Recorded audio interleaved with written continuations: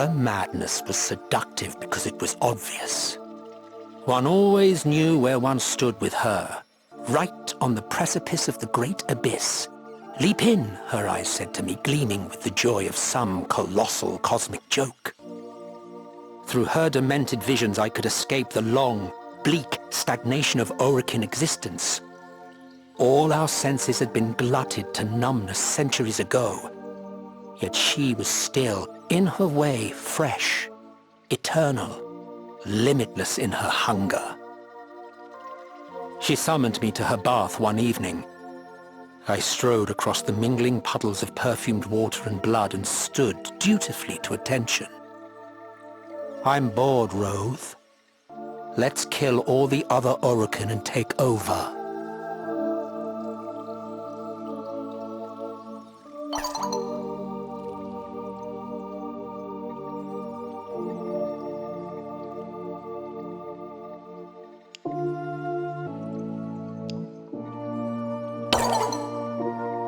When the sentients completed the solar rail to Tau, there was no grand ceremony. It simply began to work. Ceremony was hastily created, of course, for no true Orokin can blow his nose without observing some pomp and circumstance. A great fuss was made over the first transport to make the crossing. It was Executor Tormus's stately cruiser, and in the choice of Tormus as expeditionary could be read a collective rebuke to Executor Tuval for the grotesque mishap of the Zariman 10-0.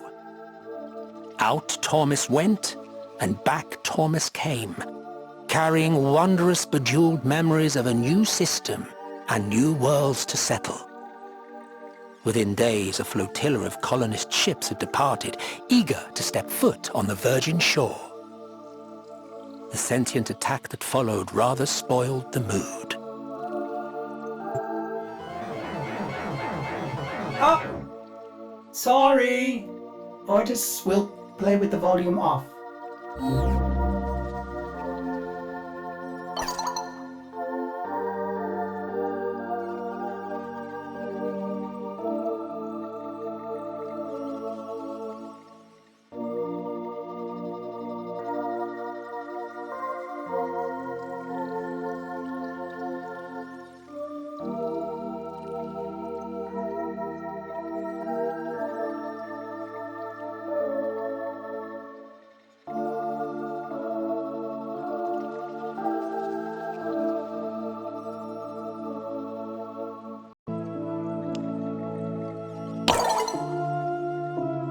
For so long, the Orokin Empire had no enemies. Its military existed merely to pursue petty grudges, house against house, executor against executor. When the sentients attacked, we knew a unity long denied to us. The Dax drew their swords against something other than an insolent peasant or a larcenous trader. The emperors, the deathless titular rulers of the empire whose power was vested in the executors, lurched awake on their dusty golden thrones. War. Magnificent war. At last, the empire meant something, defined by an extinction more imminent than the sun's eventual death. We drank deep of the nectar of life.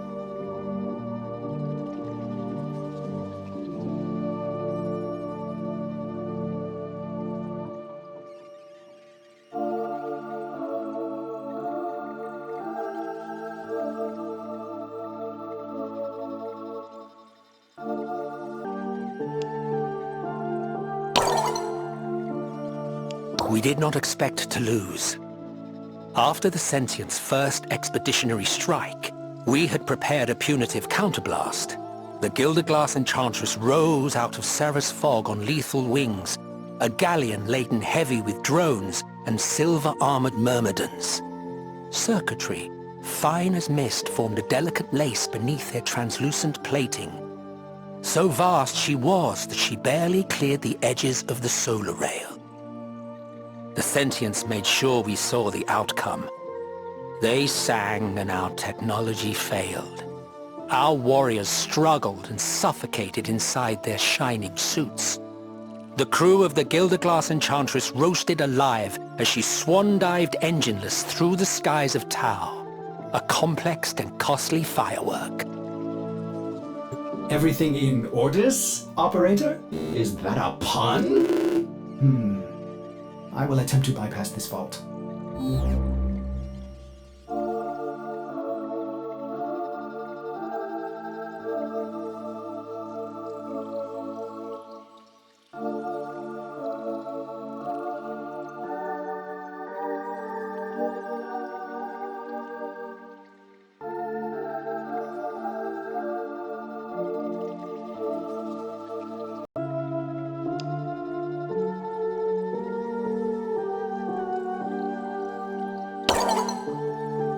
Now, I remember the developments of martial Archimedia were, at first, presented as entertainments, like debauched rules watching criminals put to death in an arena circus.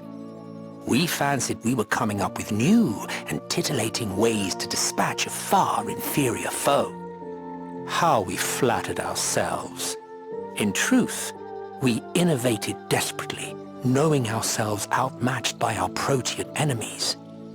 They tore through us like swarming children devouring their bloated mother. Desiccated, crushed between the pages of time, we had simply been out-evolved.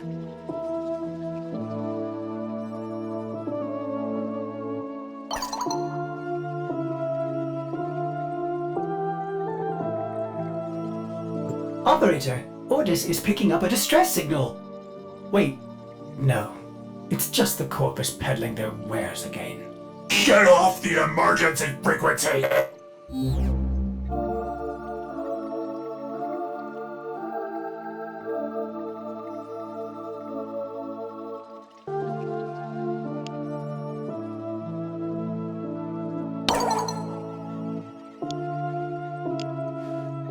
We did not think of the sentience as a them so much as an it. We faced legions hurled at us with no more regard for their individual lives than corpuscles have. There were cells in the body of a sprawling, malevolent mass. We were, I think, too conditioned by our experiences with the infestation, a hive mind of quite a different order. The sentients had been given a mandate to evolve, and their only model of the endpoint of such evolution was us. They were returning to the origin system not just to obliterate the Orokin, but to replace them and ultimately perfect them.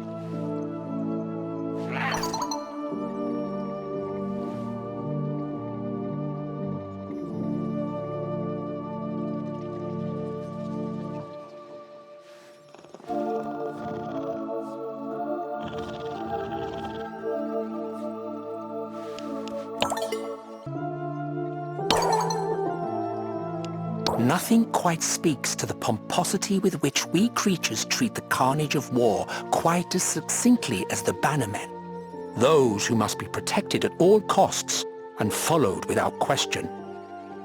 And who may be threatened, I might add, to follow orders that no sane soldier would ever complete, lest they somehow come to suffer some more terrible fate, laughable though it is. It was always their forms my eye was drawn to amongst the rest, though their mangled bodies were no different from any other.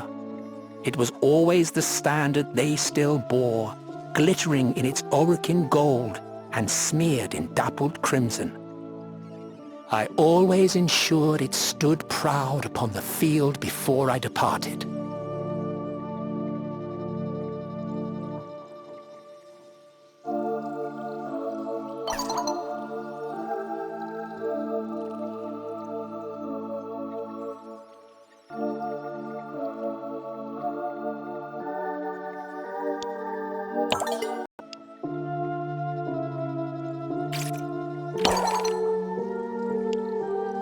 I recall them now, coteries of laughing Orokin youth, nobility clad in the as yet unspoiled raiments of command.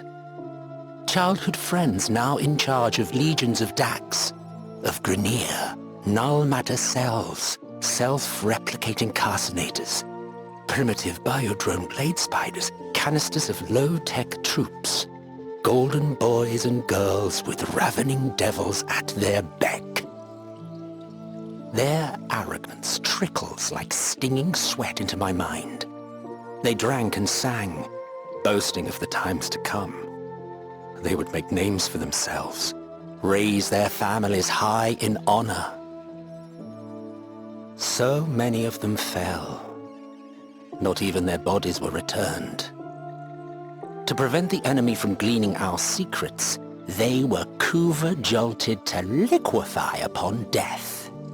The hope of a generation turned to an oily puddle, sloshed through by Grenier boots.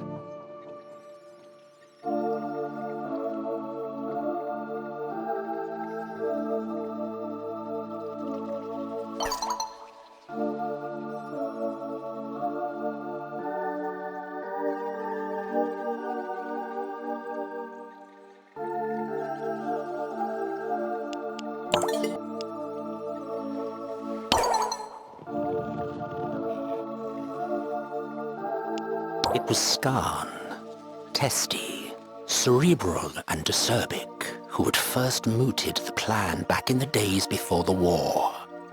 We must fly the nest, for the nest is on fire. Through over-exploitation and reckless experiment, we had fouled the system beyond hope of regeneration. Expansion to new horizons was our only option now. He too inaugurated the cowardly towers in the void.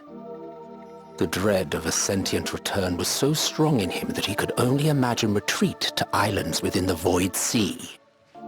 How little credit we gave the sentients for courage. They willingly endured the void's scalding fire purely for the chance to punish us.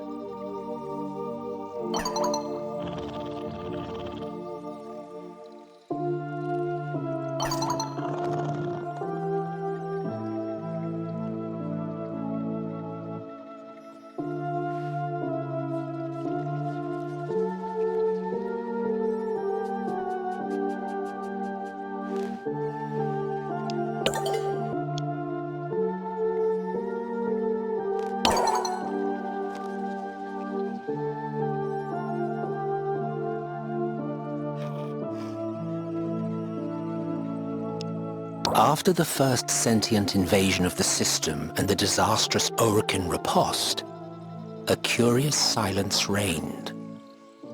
We had no word from our people stranded in Tau, and no way to know whether their signals were being jammed or they had been entirely obliterated.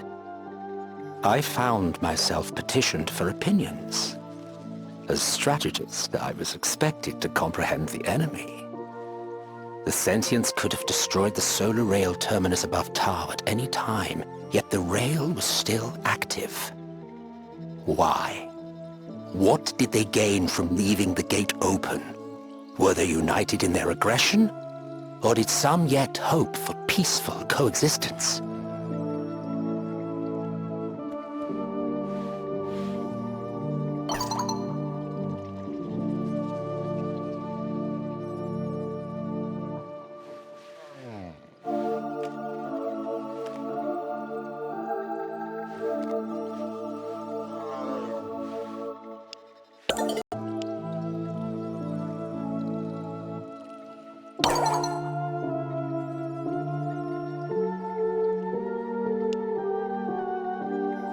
Monstrosity and excess had served us admirably in the past. I was expected to apply them as war tactics. How had we tamed the infestation in our ancestors' time? Rip open the atom's heart like a rosebud, of course. As one, the Seven bade me become a devil with a trident of warheads, a sower with a satchel of rampant radiation.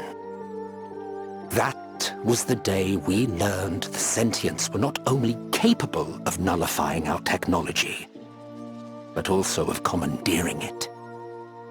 The flock of wicked little leveler drones we sent out came winging merrily back to us, still heavy with bombs, chortling in unknown syllables, detonating in the midst of the very motherships that dispatched them.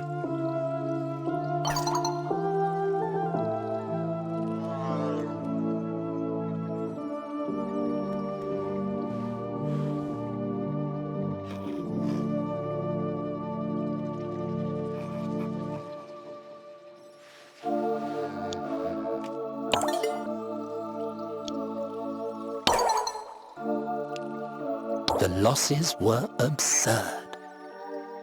Many refused the data outright and deemed them errors, or lies, or cephalon conspiracies, raised and glutted on Orokin subterfuge.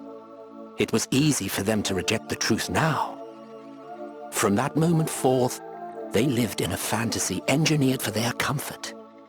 We were winning. The sentients were in retreat. All who thought otherwise were traitors.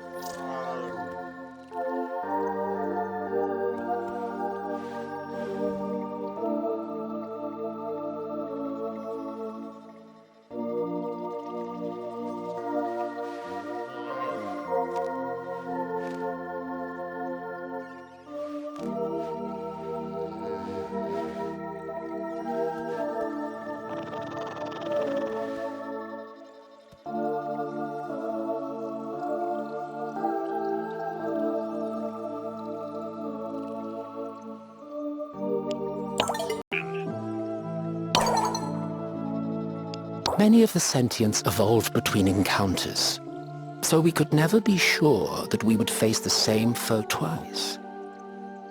But others remained in consistent form, as if they had reached some plateau long ago. Perfected killers. They brought the same cold horror that a shark does. It was insanity. How could I strategize around the behavior of sentient crab ships when no sooner had my tactics been perfected than the crab ships were replaced by worm ships? And how long before those worm ships were themselves replaced by some new monstrosity? All we could do was go backward. Progress had been fatal. Old traditions, time-hallowed paths of honor and discipline were owed their due.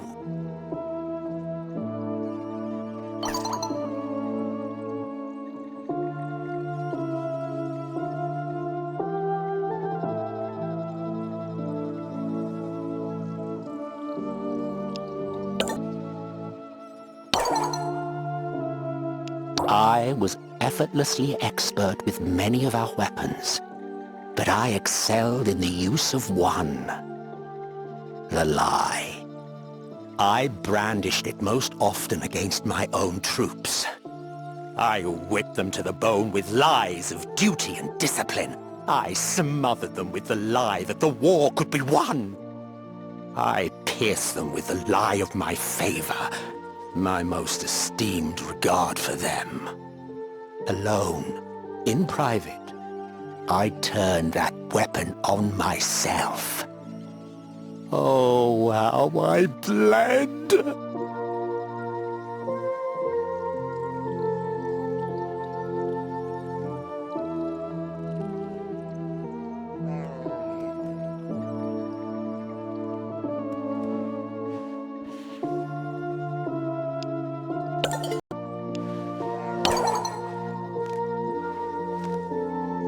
Trayvon, I watched you hurl your railjack into Bragas's maw. Distracted, feeding greedily on you and your men, she never noticed my own ship speeding away. You laid down your life for your superior officer. I felt your selflessness like a slap in the face. Mariner, you gave me your body. Together in that trench, we drank kuva. My hand shook, and my gashed throat leaked. But I kept enough drops down for it to take. I remember your last salute, the fading. Then I blinked open the eyes that had been yours, and saw my gutted corpse dead in the mud. Rustic. Something wrong in the cloning process, they said? What else could make a Grineer stay at his turret while burning alive? Even a rat understands self-preservation. No, your defect placed you above them.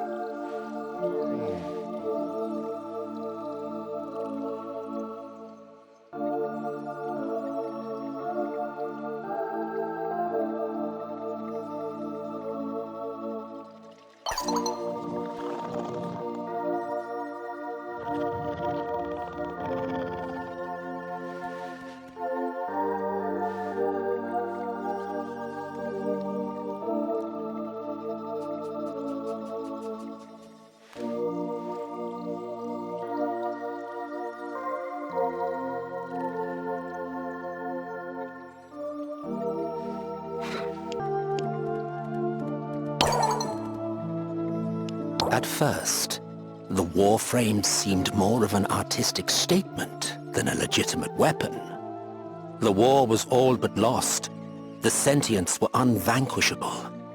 Let us, then, create these strange and surreal warriors and arm them with weapons of ancient pedigree.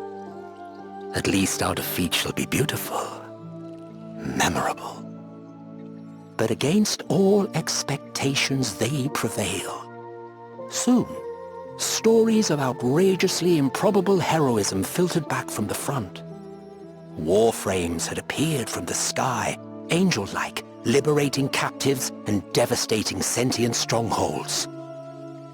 Even alone, they were miracles. In groups, they were gods.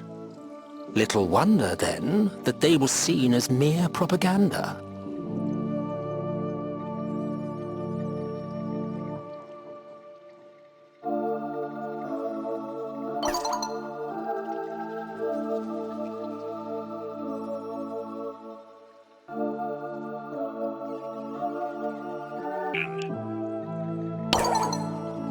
Peace? Her voice was broken glass grinding in my ears. Executor Nitok was displeased. She had expected a glorious escalation, battle after battle, ending in the climactic ecstasy of the Orokin's demise, after which she would emerge from hiding and... well, there I am left to speculate. Perhaps she expected to be invited into the Sentient's confidence. Or perhaps she thought they would abandon the scorched, polluted remains of the Origin system and leave her to raise a new kingdom of her own. Regardless, peace would not be tolerated. So we set to work to undermine it.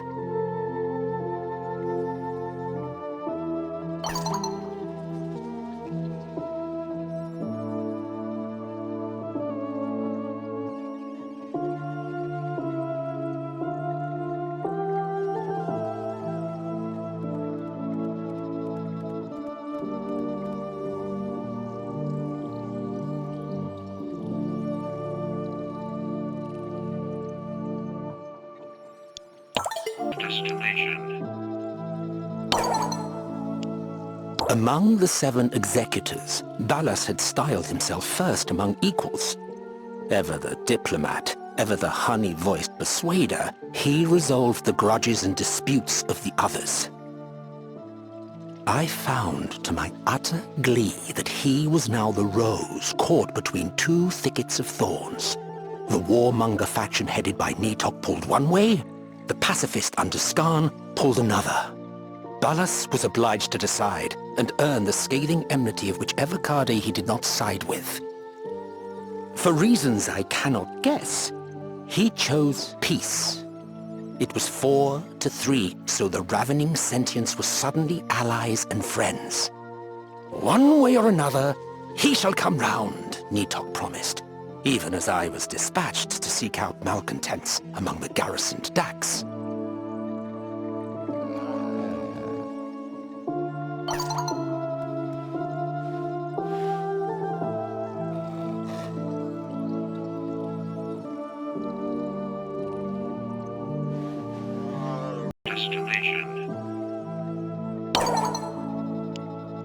I understood from the start, both on the battlefield and in the bedchamber, the path to victory through seeming submission. Where the enemy finds you yielding, there you can be sure he will push, and so you may easily trip him. Lackey, they called me. Lapdog. Nitok thought herself in control. How subtly I guided her. Rose, the bloody-handed. Rose, the ogre fattened on the bodies of his men. Spendthrift of lives. As if I battled only for the battle's sake. No. The Orokin Empire must end. For that to happen, the war must continue. Only defeat, absolute and irrevocable, would topple those 7 golden gargoyles. Not even Nitok knew my true heart. She thought I aspired to rule alongside her.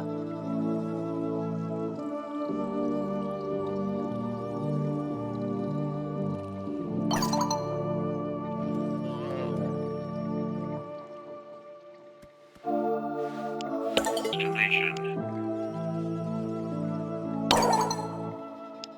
Coward. That is what they called me, isn't it? I've read the history books scattered about this dusty hall. A lie. They did not know the truth. That I was ripped away from my time before I could complete my work. Coward. I remember now. He approached me in the golden halls. He wore a face I did not know, but that is not so very unusual for our kind. I knew his voice. I knew the way he moved. Coward. He asked me a single question. Did I truly believe that I could ever be forgiven for burning it all to ash? Coward! In that pale, outstretched hand, a syringe, glittering with freedom, with another chance, with another life. I took it. Coward!